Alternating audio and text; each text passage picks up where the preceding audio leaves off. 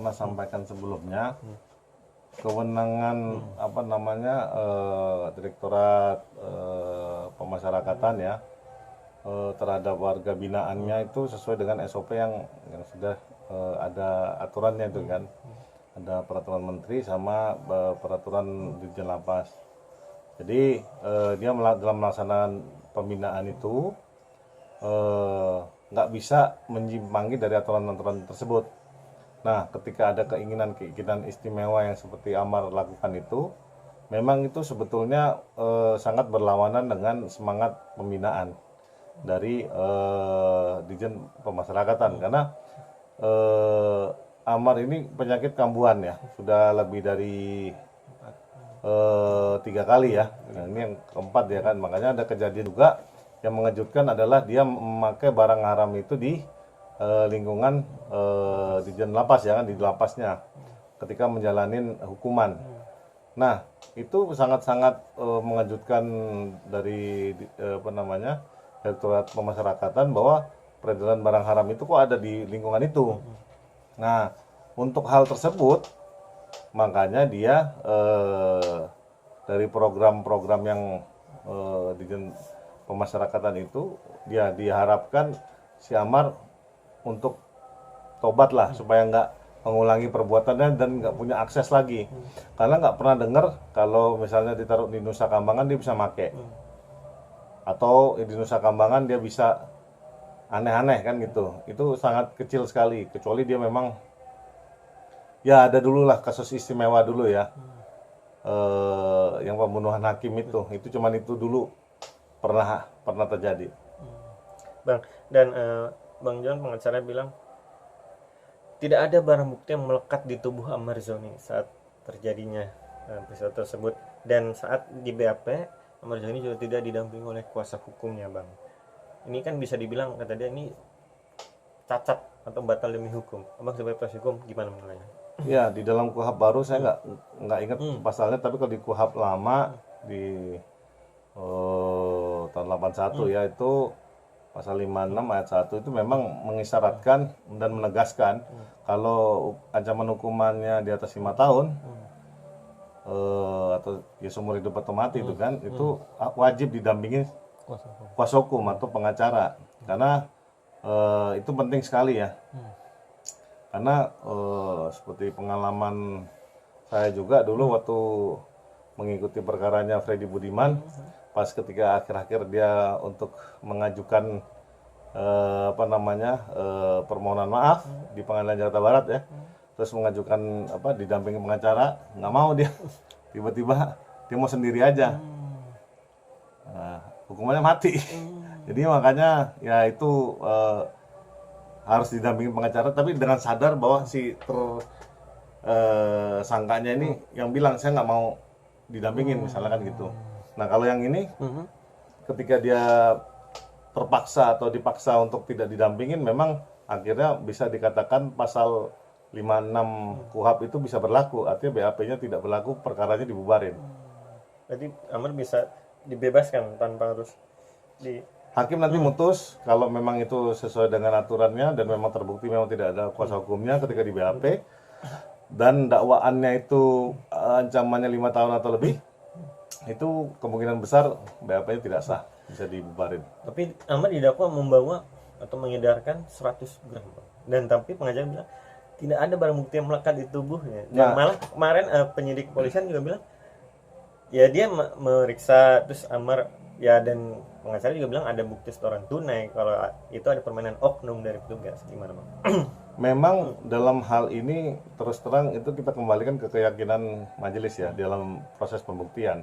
Artinya saksi-saksi fakta itu merujuk nggak bahwa memang apa yang didakwakan itu sesuai.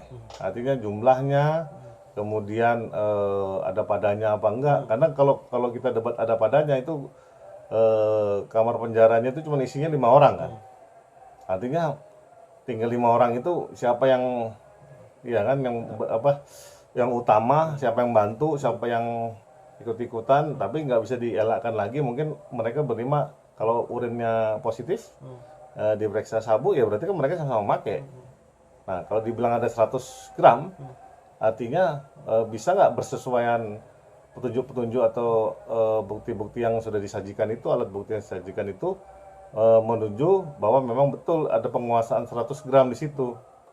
Akan tetapi biasanya kalau hakimnya memang benar-benar punya integritas, ketika memang tidak ada padanya itu timbullah namanya reasonable doubt, Apa itu? keraguan yang beralasan. Artinya patut diduga memang barang itu nggak pernah ada, nggak 100 juga, kan gitu. Karena memang secara medis kalau ada manusia yang menghisap 100 gram dengan menghisap kurang dari 100 gram susah pembuktiannya.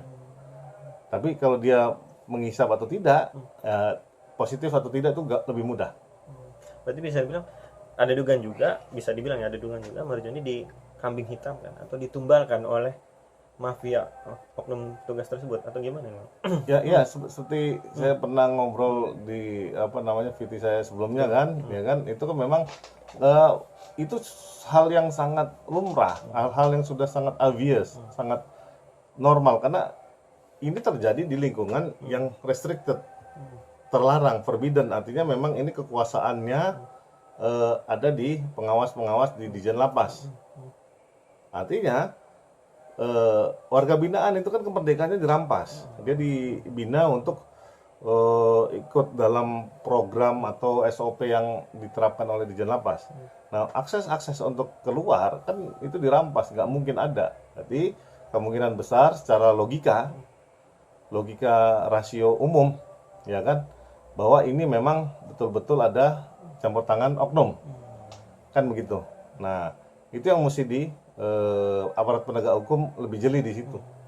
Sampai-sampai ya Bang John dan si Amar bilang dia memohon kepada Pak Menko HAM ya, Pak Yusril ibaratnya untuk meng-cross check atau untuk melihat anak-anak buahnya atau oknum petugas yang bermain di lapas atau di mana, dan sampai dapat notis Bang sama Pak Menko ya, Pak Yusril, dan dia bilang kan menganalisis dan meneliti dan juga meng-cross check apa kebenaran pernyataan dari pengacaranya maksudnya, karena kan ini sudah ibaratnya jadi konsumsi publik ya kalau terkait mafia atau bandar di lapas ini.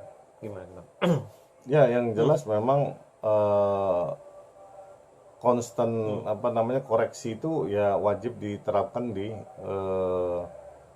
lembaga pemasyarakatan, karena memang lembaga pemasyarakatan itu seperti yang banyak kita dengar ya, masuk ke dalam itu masih polos, misalnya dia ingin menyesali perbuatan, keluar udah bisa jadi rampok, bisa jadi hacker, bisa jadi pemadat, bisa jadi macam-macam. Jadi ilmunya nambah katanya. Itu makanya orang berkelakar kalau masuk ke lapas itu namanya bersekolah. Berapa lama? Nah, ini yang memang nggak bisa dipungkiri dan itu jadi rahasia umum. Orang takut ya, masuk penjara ya. Karena mungkin di sana bisa selain dirampas kemerdekaannya juga bisa dikasih kekerasan, tekanan psikis apa segala macam ya kan, karena memang banyak juga yang ditemukan tiba-tiba nggak bernyawa di dalam lapas itu kan. Nah, makanya koreksi itu wajib ya untuk menjadikan lebih baik. Dan kalau ada oknum-oknum yang memang diduga ya dalam peredaran narkoba, nggak bisa dibantah juga karena memang peredaran itu nyata. Kita nggak bisa menafikan bahwa penjara itu steril juga, gimana caranya? Tapi memang nggak begitu mudah karena biasanya namanya mafia, kita lawan mafia narkotika yang uangnya banyak, kemudian memang dari pejabatnya juga banyak yang korup, ya tadi kan, ya karena pahlawan nasionalnya itu guru besar korupsi kan, nah jadi kan mau ngomong apa lagi kita, ini jadi agak repot. Tapi dengan semangat yang tinggi dalam pembersihan selain penyakit masyarakat dan penyalahgunaan narkoba dan pemberantasan korupsi juga, ya ada baiknya memang konstan perbaikan itu wajib atau koreksi itu wajib dilakukan. Karena memang mungkin Amar ini cuman karena dia ujung tombak sebagai apa namanya entertainment ya, sebagai public figure, jadi ramai diberitakan. Untuk yang nggak diberitakan, apa kabar? Itu sangat banyak sekali. Ya, jadi dia puncak dari gunung es. Bang, terakhir. Jadi solusinya apa yang harus dilakukan Amar biar dia tetap ada di lapas Cipinang selama persidangan berlangsung, atau bahkan setelah persidangan sampai benar putusan ingkrah oleh majelis hakim? Terus apa yang harus dilakukan juga oleh tim PH-nya Amar Zoni? Harus berkelakuan baik kah? Atau selama ini kalau sudah mohon ke Dirjen Lapas bisa bang, ibaratnya tetap stay di lapas, tidak harus dipindahkan lagi ke Nusa Kambangan? Karena Amar selalu bilang, saya bukan penjahat besar, bukan proporsional, saya ibaratnya dipindahkan sampai harus ke Nusa Kambangan. Gimana bang? Iya, kalau bukan penjahat besar, tapi penjahat kambuhan mungkin ya. Tapi ya memang mungkin ini adalah buah kasih sayang dari apa namanya lembaga pemasyarakatan ya, untuk menyembuhkan Amar nih. Makanya dia dicoba dikirim ke apa Nusa Kambangan supaya dia tidak mengkonsumsi lagi.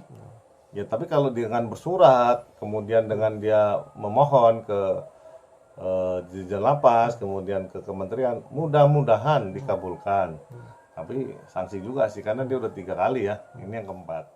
Berat Amar.